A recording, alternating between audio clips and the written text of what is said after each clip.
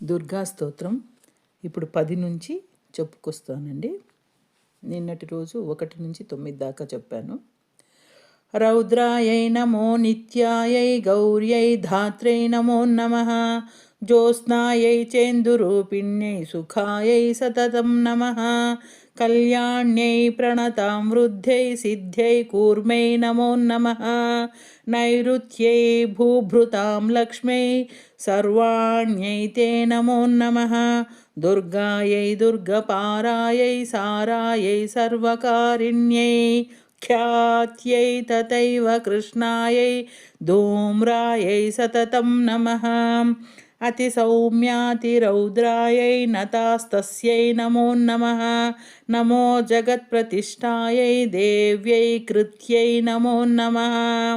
Yeah దేవీ సర్వభూతేషు విష్ణుమాయేతి శబ్దితా నమస్తస్యై నమస్తస్యై నమస్తస్యై నమో నమః. या देवी सर्वभूतेषु चेतनेत्यभिधीयते नमस्तस्यै नमस्तस्यै नमस्तस्यै नमो नमः.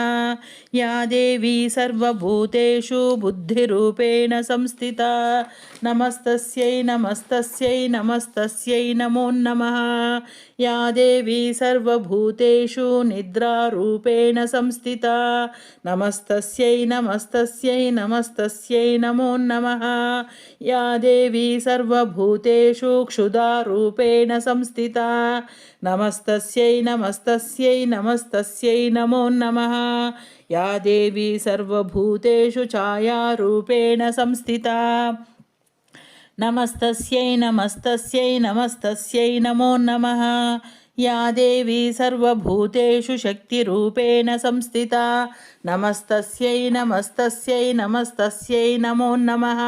या देवी सर्वभूतेषु तृष्णारूपेण संस्थिता नमस्तस्यै नमस्तस्यै नमस्तस्यै नमो नमः.